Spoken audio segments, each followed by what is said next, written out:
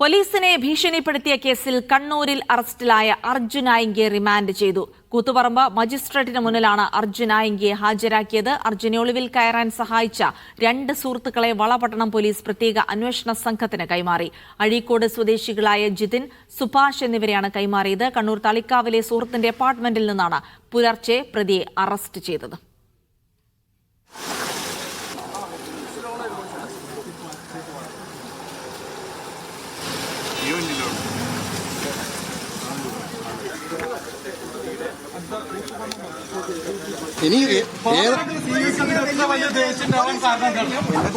നശിപ്പിച്ച ആളായതുകൊണ്ട് എന്റെ ജീവിതം നശിപ്പിച്ച ആളല്ലേ, പിന്നെന്താ?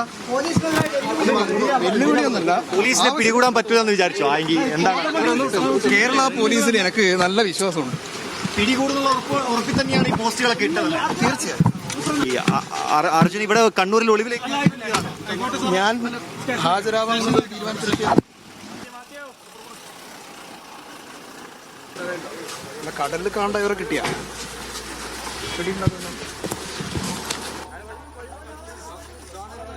ഇവിടെ കണ്ണൂർ ടൗണിൽ തന്നെയാണ് പിടിച്ചത്. എല്ലാവരുടെയും കമ്പൈൻഡ് എഫേർട്ടായിരുന്നു. എൻ്റയർ സ്റ്റേറ്റ് പോലീസിൻ്റെ കമ്പൈൻഡ് എഫേർട്ടായിരുന്നു. ADG law and order Vijayan സാറിൻ്റെ ലീഡർഷിപ്പിൽ രാവിലെ മുതൽ നോക്കിക്കൊണ്ടിരിക്കുകയാണ്. 14 ദിവസത്തേക്കാണ് റിമാൻഡ് അല്ലേ? അത് അവിടുത്തെ പോലീസാണ്. അതെ, അത് അവിടുത്തെ പോലീസാണ് തീരുമാനിക്കുന്നത്. ഇവിടുത്തെ കേസിൽ 14 ദിവസം റിമാൻഡ് ചെയ്തത്. എന്താണ് ഇപ്പോൾ വന്നിരിക്കുന്നത്? 14 ദിവസം റിമാൻഡ് ചെയ്തോ? ഇവിടെ സബ് ജയിലിലേക്ക് മാറ്റും. തലശ്ശേരി സബ് ജയിലിലേക്ക് എന്താണ് ജാമ്യം കിട്ടിയത്? എന്താണ് റിമാൻഡ് ചെയ്തു? തലശ്ശേരി സബ് ജയിലിലേക്ക് എറണാകുളം പോലീസിന് വിട്ടുകൊണ്ട് നൽകിയില്ല. എന്താ റിമാൻഡ് ചെയ്തു എന്നാണോ? എത്ര ദിവസത്തേക്കാണ്? കണ്ണൂർ സൈബർ കേസിൽ റിമാൻഡ് ചെയ്തു. 14 ദിവസത്തേക്കാണ്. ബാക്കിയൊന്നും സംസാരിക്കും. ബാക്കിയൊന്നും കോടതിയില്ല.